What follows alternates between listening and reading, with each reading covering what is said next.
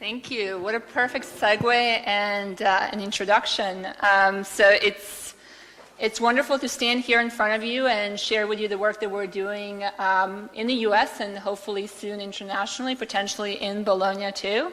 Thank you for bringing us all here together today. It's an honor to join such an esteemed group for a conversation about something that we care so much about at LRNG, that is cities of learning and digital badges. In fact, at LRNG, we believe that digital badges have a potential to be a game changer in how we recognize and value learning and skills development, and also how we connect it to the real world opportunities. But changing a game is never a simple or a straightforward task. So what I'll do is, before introducing you to Cities of Learning, or LRNG, is share with you a couple of data points that are informing our work at LRNG. Some of them are US data points, but I'm sure you'll actually relate to them. Some of them are international data points.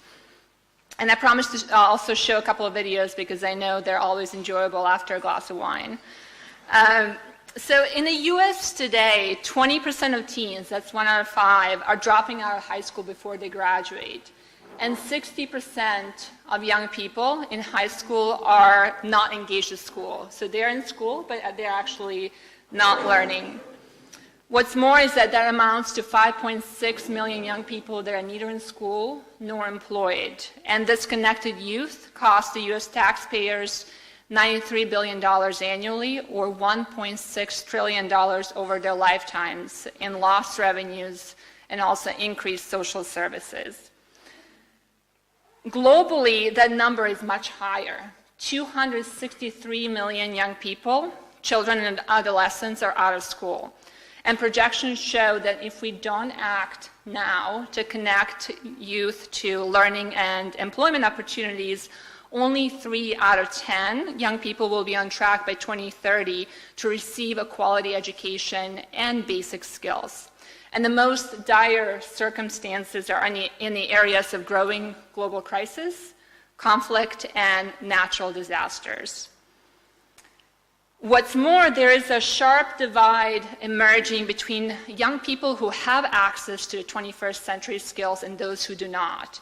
So this data set shows that wealthy families spend 6 to 7 times as much on out-of-school enrichment, which research shows are the key predictors for future success, career success, and also post-secondary success. At the same time, they're all expected, all of our young people are expected to become leaders of the 21st century. But the way in which they learn, as it was highlighted throughout the day today, was designed for the 20th century. Learning still happens at a particular time of day, in a particular building, in a very linear way, and learning is disconnected from the real-world opportunities. And what I mean by the real-world opportunities, so here's another statistic that's US-based, but also we're talking about some of the multinational companies that share the same challenges. So 40% of the US companies cannot find qualified workers. They're either unskilled completely or underskilled. And employers like IBM or like Microsoft, where I used to work on talent development, spend more on skills training than universities and government combined. So we must ask, how do we transform learning to engage all youth? Well, MacArthur Foundation spent 10 years and nearly $200 million researching that exact question, experimenting and redesigning learning. They looked at what works in learning experiences and what doesn't, and how digital media can make a difference. And here's what research tells us about what kids need. Number one is connect them with their peer culture or with their people. Kids need their peers to help figure out who they are. They need time to hang out and to learn from one another. Here's what else is important. Passion. We talked about passion today. Kids are motivated to learn and get better at things that they care about. So tapping into their passion is critical. And kids have wildly different passions. So it's important that they have a chance to explore and discover who they are and what they're interested in. And third, it's important to connect this learning and peers to the real-world paths to success. So whether that's career-focused, community-focused, or focused on post-secondary studies. So what I want to share with you is basically what an ideal learning experience looks like for a young person. So I'll play a video next. Welcome to the age of infinite possibilities. The entirety of human knowledge sits in the palm of your hand, and the sky is no longer the limit. It's only the beginning. The internet has connected our world and changed the way we think about everything. So what does learning look like redesigned for this connected age? Is it the current educational model, or is it a fully connected network of learning that transforms entire cities into learning landscapes? This is LRNG. LRNG is a national effort that networks learning opportunities throughout entire cities, creating an infrastructure that connects organizations, institutions, and businesses with online programming. LRNG is a conduit for young people to knowledge and expertise around their passions through openly networked connections to friends, mentors, and institutions, empowering the 21st century learner to co-design their future while providing cities and businesses with a civic-minded, diverse workforce with relevant skills and experiences. LRNG begins with a set of networked experiences, playlists, offering learners a range of both online and offline activities that tap into their individual areas of interest and prepare them for success in the connected age. These playlists consist of experiences, resources, and events, are designed to be flexible, remixable, and motivational, and are represented by digital badges in recognition of achievement. Support from key partnerships with cities, schools, companies, and mentors help LRNG provide a network that equips learners with previously untapped resources, access to adults and expertise, while fostering an environment where all young people have the opportunity to succeed. This is how learning is transformed from something they do into something they live. This is the evolution of learning. This is LRNG. So this is a brief introduction to LRNG, and I'll spend a lot more time actually talking about what it takes to connect learning opportunities on a local level. So people, passion, and paths represent the foundation for a powerful learning environment. Unfortunately, it's unlike most of the learning that's taking place today. Learning in the 21st century is still fragmented and disconnected from the real world. Our systems, like schools, but not only schools, do not organize the learning opportunities, make them visible and accessible and engaging to all of our youth. The good news is, and as many of you highlighted today, is that we live in a time of learning abundance. More access to knowledge and information than any time before, and incredible technological innovation. So it is time now to reimagine learning. And while schools are necessary, they're no longer sufficient for preparing youth for a fast-changing world. Because learning that connects youth to their peers, to their passions and real-world opportunities is something that no one institution can provide alone. We need ecosystems of learning. So many of you have mentioned ecosystems, and this is something that we're working on together with many other key stakeholders in the US. So how do we create these ecosystems of learning? Well, first, let me tell you what we're doing at LRNG and in support of this ecosystem of learning. Our mission is to close the opportunity gap for all youth by transforming how young people access and experience learning and the paths that they can take to future success. LRNG is based on that decade worth of research that I mentioned earlier in the talk, and also 3 years of piloting in 4 cities in the US, Chicago, Dallas, Pittsburgh, and DC. We are addressing equity, so access and visibility, transparency, access to education, engagement, and also employability. And research shows that the shift towards learning that is equitable, engaging, and employable begins with youth and where they are, so in their communities. In LRNG cities like Chicago, Dallas, San Jose, San Diego, we have 12 cities today.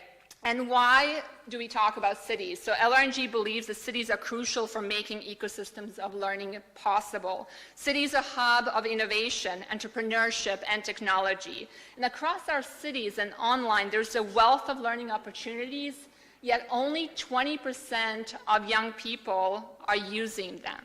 They're invisible to many of youth, especially low-income youth that don't have the support system like parents and mentors to curate those learning experiences for them. And here's what's even more frustrating. Let me go back. Learning that happens outside of school walls does not count. So at LRNG, we're working together with city leaders, with schools, with businesses, and community institutions such as museums and libraries to build an ecosystem of learning that connects in-school, out-of-school, employer-based, and online learning into a seamless network that is open and inviting to all youth. So LRNG experience is web-based. It is youth first and obviously technology powered. And that's right, rather than completely recreating and redesigning learning systems in the cities across the US and soon internationally, we're actually connecting what we have. And there's a wealth of learning experiences that already exist. We're making them visible and accessible to all kids. We are where they are. So Southside Chicago, we're in the libraries that they might actually be coming to. And we're also organizing them so they're engaging and fun for kids. And I'll show you a couple of examples of the playlists and badges that we're developing. Apologies for that. So let me share with you another video, because I think what's important in this conversation is to continue to reintroduce the voice of youth. So this next video, again, illustrates the vision of what a great learning experience looks like for young people that connects their peers, passions, and paths. What is learning? Something that happens in a classroom, on the pages of a textbook? But what about something that happens here, or here, and here? Learning isn't something you have to do. Learning is something that just happens.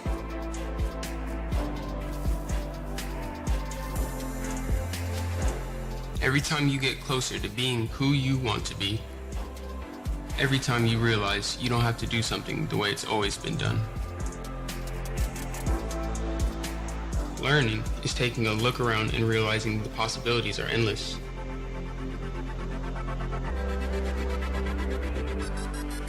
We're out to change the way the world thinks about learning by connecting it to the way our world actually works.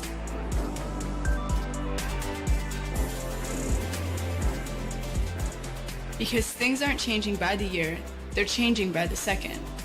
And we can't wait around to start turning what we love into what we do. This is the evolution of learning. This is LRNG.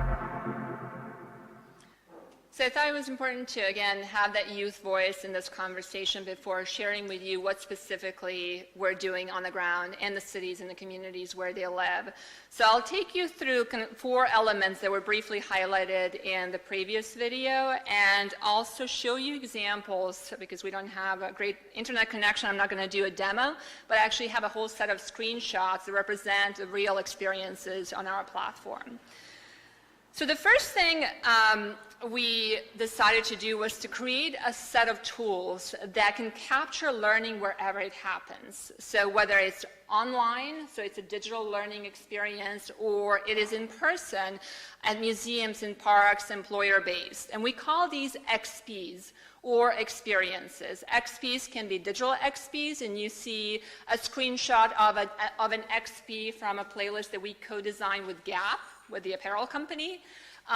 They can be also local XPs, like here's a screenshot of a local experience or a workshop that our city of Pittsburgh hosted over the summer. The next thing is really making sure that these experiences are really discoverable by youth, and all youth, so including young people that don't have a support system to help them find those learning experiences. And we do that in two ways. One is by being in the communities where they are, in cities like Chicago and Pittsburgh. And this is important for two reasons. One is really reaching all of the youth that are not in school, that are not employed, and finding them where they are in their suburbs, in their neighborhoods. Second is making sure that the learning experiences that exist on the city level are networked and available to young people. The second thing that we do is make also all of the learning experiences available nationally. So the kids that are not in our cities of learning, in our LRNG cities, still have free access. Since we're a nonprofit initiative, they have free access to all of the learning experiences and the national playlists that we've created with our partners. The third is that we need to make learning count wherever it happens. And in order to do that, we actually have to break the monopoly the schools have on what counts as learning. And badges can help us make this everywhere, all the time learning possible. Badges with the data and also proof of work that they contain are a critical tool, we believe, for breaking through the institutional barriers that lock too many young people out of the traditional paths to success. So I do mention the proof of work because that was part of a conversation at this table. In addition to having information about the competencies and skills learned, young person also submits a project that ultimately becomes part of their portfolio that an employer or a post-secondary institution can actually see. And a project or artifact could be a game, if it's part of a game design playlist, could be data analysis set if it's part of our data science playlist. So again, a badge becomes also a much more meaningful signal and a way to communicate young person's competencies, their both hard and soft skills than traditional resumes. They are verifiable. They are owned by the learner, so the learner decides who to share the badge with and when to share it and where to share it, and they're shareable. So we're working to actually enable our young people to publish their badges as part of their LinkedIn profiles, in addition to obviously being able to share them on social media like Facebook. So the fourth is, we talked about capturing learning, discovering learning, and making learning count. The fourth and important thing as it relates to both engagement and employability is really providing the context and opportunity.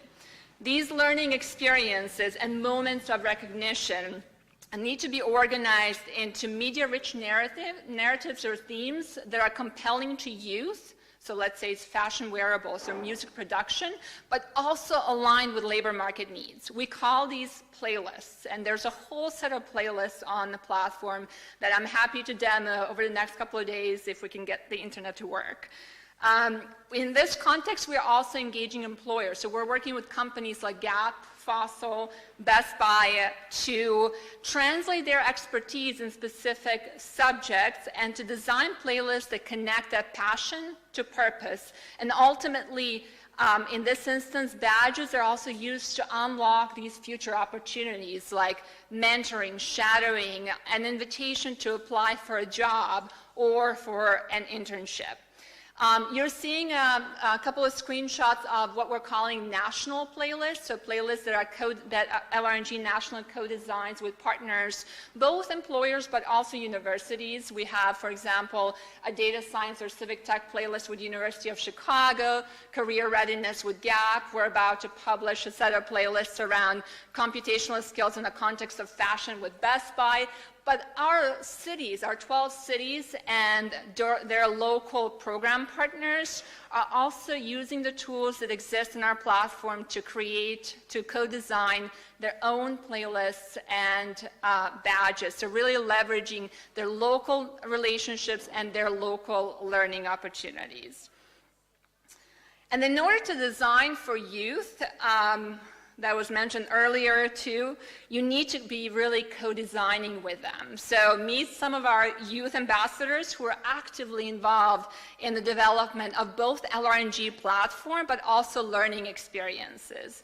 And the last video that I wanted to share before closing is a video that actually provides a snapshot of this past summer in some of our cities. So these are the cities, some cities that have piloted with us, some cities that just came on board a couple of months ago, and what it really meant for young people to have access to these learning experiences and to really understand the concept of badges.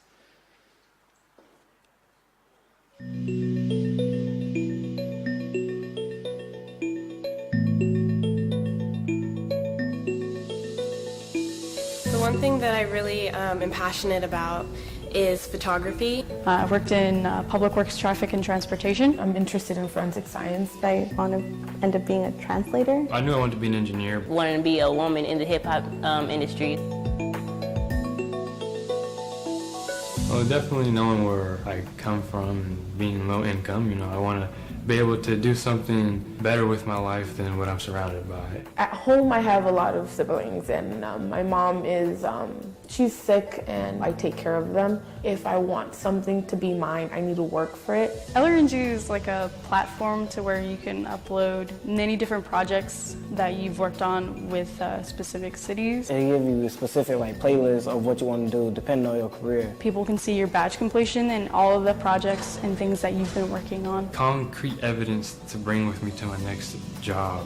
Without this internship, I don't think I would have the opportunity to actually know about traffic and transportation. The value it gives me is just a major stepping stone. This is what this program is about. Finding a career, finding out how to get it, what I need to do, and then actually going out and doing it.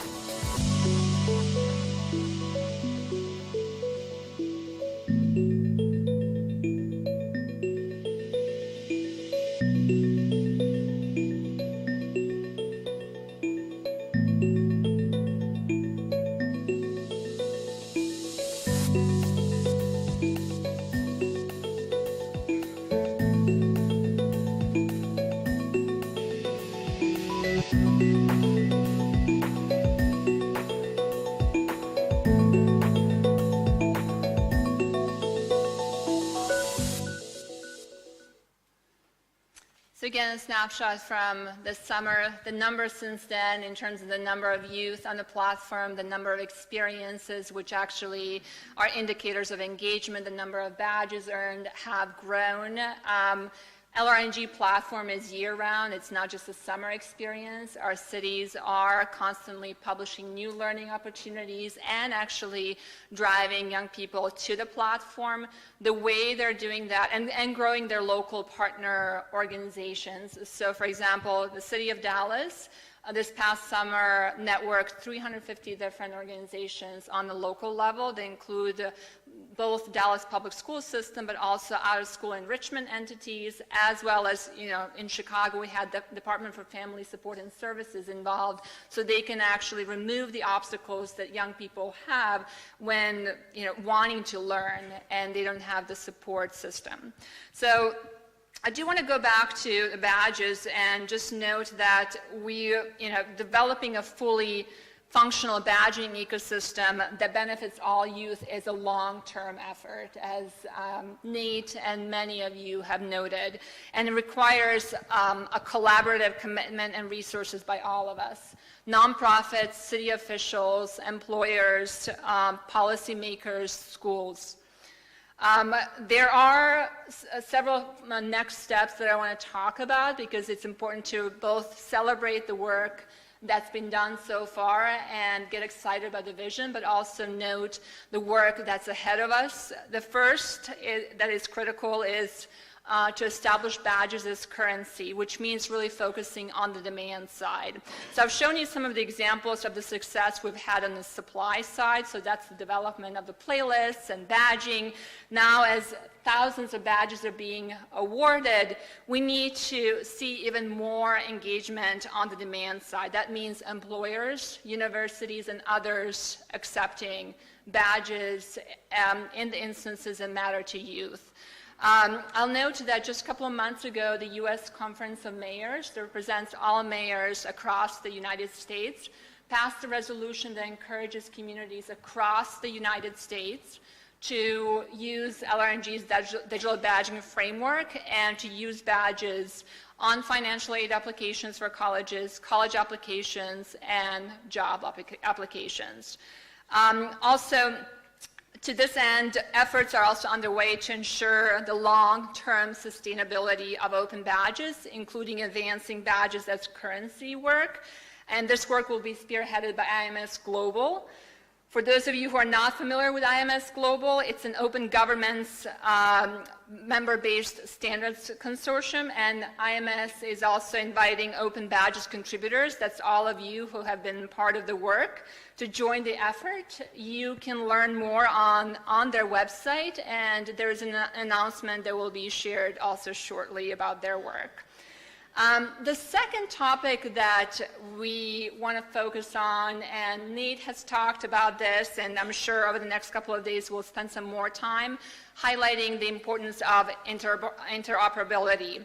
So badges must be interoperable in order to develop the true currency that I just talked about without centralizing the ecosystem to one provider.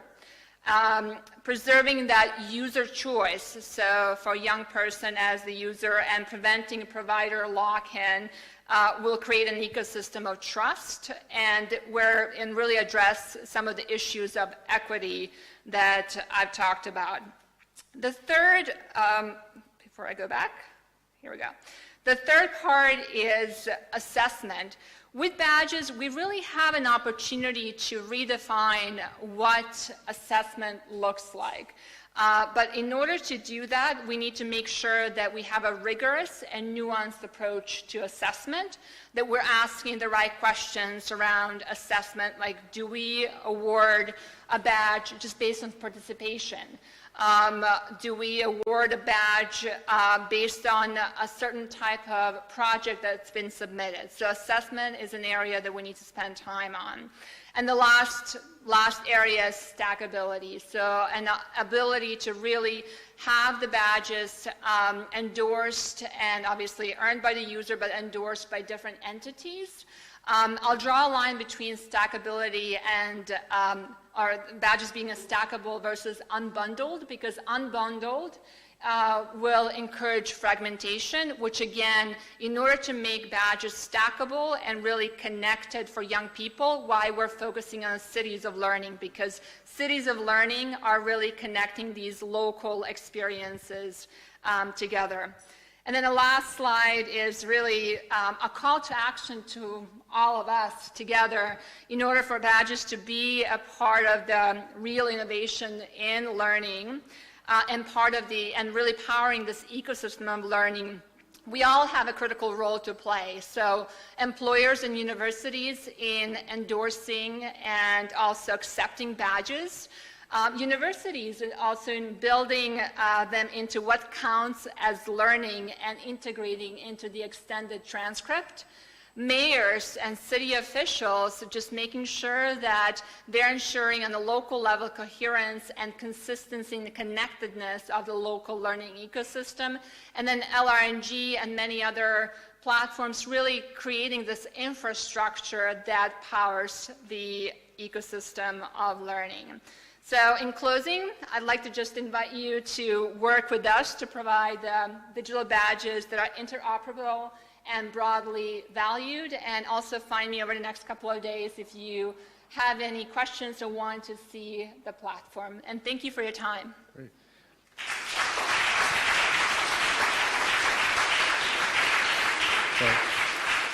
I think before we shift our focus to Europe, we'll allow Leila to take a few questions, if there are any questions in the audience. I see one. Can you talk a little bit about partnerships with K-12 schools? To what extent are you seeing schools recognize this learning outside, and how are they documenting it or integrating it with what they're doing within the walls of the school? Yeah, thank you for that question. So LRNG started outside of the school because it was much easier to start networking, learning opportunities outside of school, and actually providing these alternative credentials. And there, in a couple of our cities, we are actually seeing our local anchor organization connect to the public school system, starting with the summer. So making sure that during the summer, which is an instance where there's a lot of loss of learning for young people, that during the summer, young people are exposed to these learning opportunities. So I'll note that there's more work to be done throughout the school year. The second part is through innovative teachers. So part of LRNG is something that we call LRNG Innovators. It's spearheaded by John Legend.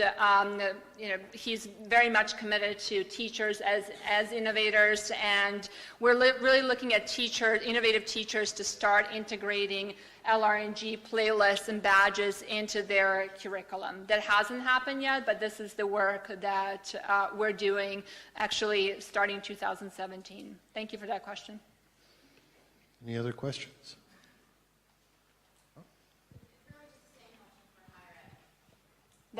So with higher ed, there are two things that we're focused on.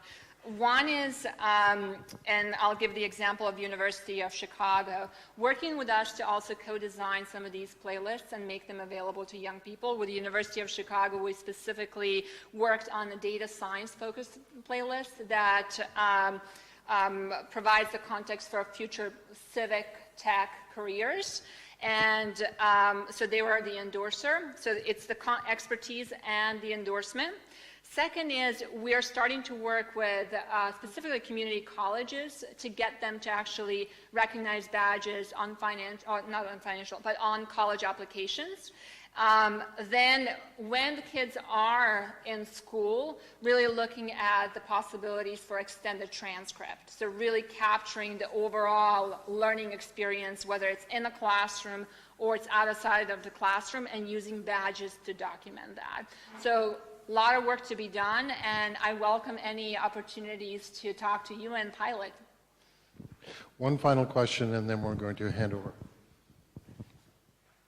I'd like to ask where, if you're documenting some kind of challenges or success cases from LRNG, like, I don't know, the story of a young person that finally got a job because had badges, for example, or specific experiences, or some kind of analysis of, like, you know, the major challenges that are there when implementing LRNG on, you know, activities on a local level. Thank you for that question. So there are a couple of things that we're starting to do. One is, and I'm happy to share that via email, our cities are starting to write a set of blog posts about their kind of unique challenges and opportunities. Pittsburgh, Philadelphia, Chicago, San Diego are all publishing those blog posts, and they're available also on the LRNG website. So if you go to about.lrng.org, you'll find their stories, and you'll also see how unique each city is and what challenges and also opportunities they have. Second, we are talking with kids. So you saw Legend and Treasure, for example, from West Sacramento. We're documenting their stories. So Legend specifically said he would not have had that internship, which is working at the city council, if it wasn't for this experience that enabled him to train up, so to skill up in order to do the work. And now he's exploring career in civil engineering. So it's the youth stories, it's the city stories, and then obviously we're doing real case studies as PDFs that will be downloadable on our website. But our goal, and with our 12 cities, we have what we call